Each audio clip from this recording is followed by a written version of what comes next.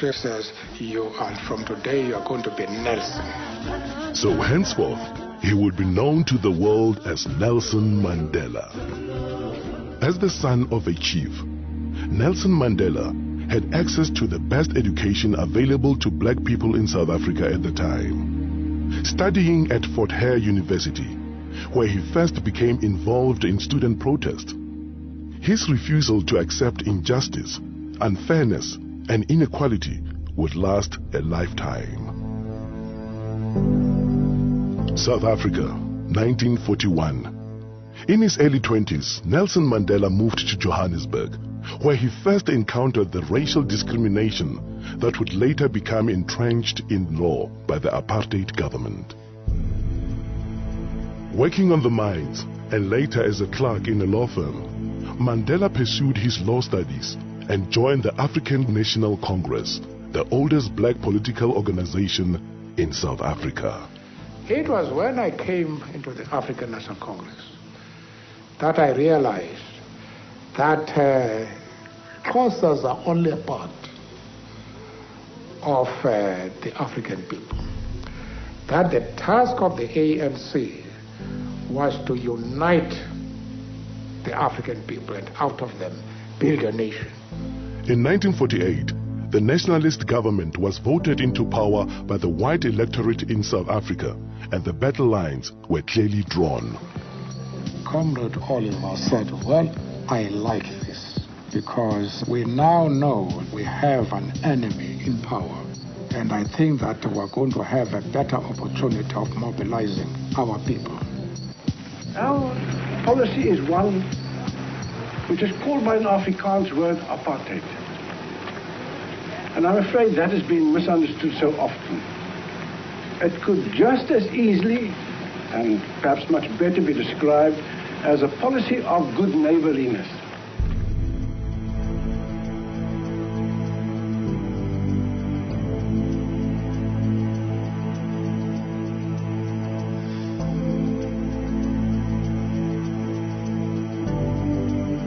In 1955, the ANC and other organizations called upon people of all races to gather in Kliptown to approve the Freedom Charter, a blueprint for a free, democratic and multiracial South Africa, in which all races would be treated equally. Nelson Mandela, one of the chief organizers of the gathering, was banned by the government from attending and was forced to watch proceedings from the sidelines. In 1956, the organizers of the Freedom Charter and other leaders in the Congress movement were charged with high treason. The trial was specifically designed to occupy the opposition and keep them out of politics. It dragged on for 4.5 years, and it would be another 40 years before the Freedom Charter finally bore fruit. South Africa, 1960, Sharpeville, a black township in the industrial area south of Johannesburg. A peaceful crowd gathered to protest against the pass laws was shot at by police. 69 people died. The nationalist government imposed martial law. All opposition was banned and thousands were jailed. When it became clear that all means of peaceful negotiation had been exhausted, Mandela went underground to lead the armed struggle. We have made it very clear in our policy that South Africa is a country of many races. There is room for all the various races in this country. There are many people who feel that it is useless and futile for us to continue talking peace and non-violence against a government whose reply is only savage attacks on an unarmed and defenseless people. Key government installations were targeted for sabotage. Mandela became known as the Black Pimpernel. In 1962, Mandela was captured, charged with leaving the country illegally, and sentenced to imprisonment for 5 years. Shortly afterwards, his ANC comrades were captured with evidence which incriminated Mandela. He returned to court for the Rivonia trial, where he and 8 others faced a possible death penalty. The very speech which was made by Nelson consolidated the spirit of the people outside, because it was a defiant spirit. I have fought against white domination, and I have fought against black domination.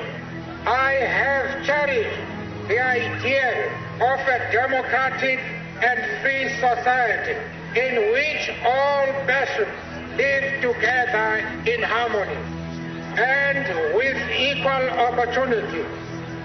It is an ideal which I hope to live for and to achieve. But if need be, it is an ideal for which I am prepared to die. When Nelson Mandela and several of his colleagues were sentenced to life imprisonment in 1964, the political convicts were sent to Robben Island, the bleak island prison off the Western Cape Coast. Nelson Mandela was 45 years old when he became prisoner number 466 of 1964. He would be in his early 70s before he would again be a free man. Forced to perform futile hard labor in a lime quarry, the prisoners refused to be broken. Far from being diminished, Mandela's moral leadership and stature continued to grow while he was in prison. His young wife, Winnie, continued to be an inspiration to the struggle. That day is not far when we shall lead you to freedom. Amanda! Away to power to the people. But the struggle against apartheid would continue for another quarter century. While Nelson Mandela and his co-accused served life sentences on Robben Island, other leaders of all races and in all spheres campaigned for change. Many faced imprisonment or exile. And around the world, ordinary people showed their horror of apartheid and their support for the struggle.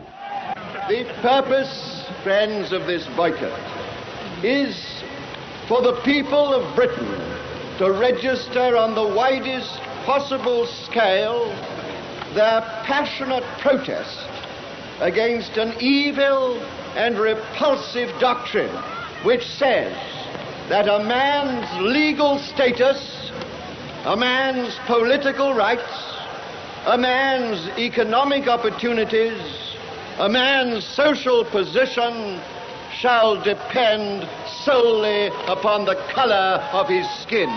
But in 1976, Soweto school children marched in protest, and townships around the country erupted in violence.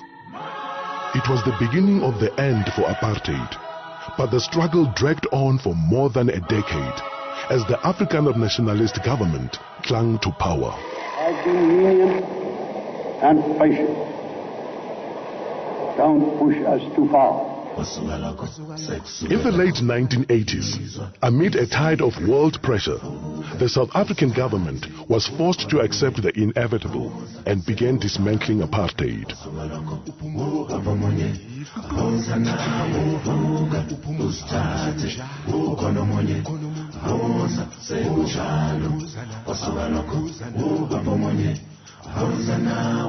In 1990, at the age of 71, Mandela was released unconditionally.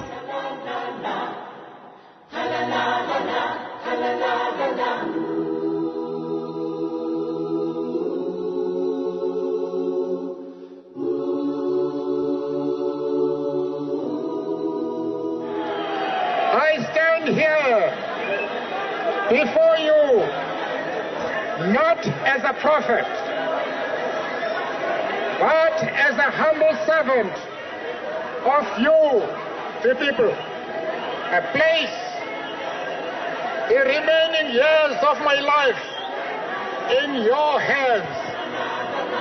After leading negotiations for a new South Africa, Nelson Mandela cast his vote in the first free and democratic elections and became the country's first black president. Never, never, and never again shall it be that this beautiful land will again experience the oppression, of one by another.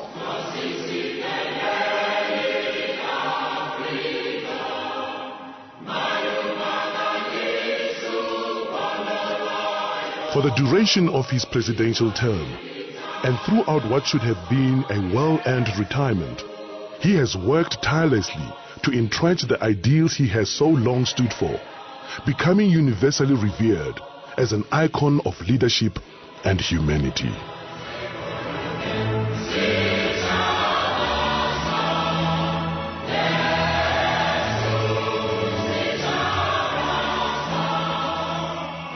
When I told one of my advisors a few months ago that I wanted to retire, he growled at me, "Goat, you are retired."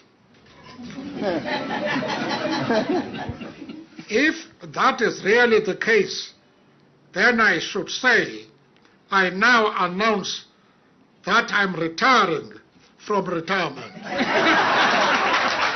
But in his retirement from retirement, Nelson Mandela has continued to give his support and generosity in countless ways, creating an enduring legacy through the Nelson Mandela Foundation, the Nelson Mandela Children's Fund, the Mandela Rhodes Foundation, the Nelson Mandela Institute for Education and Rural Development, and the 46664 campaign.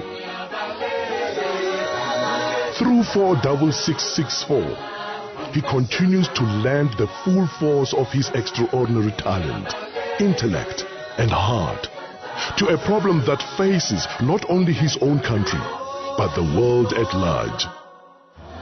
Nelson Mandela, Madiba, we salute you.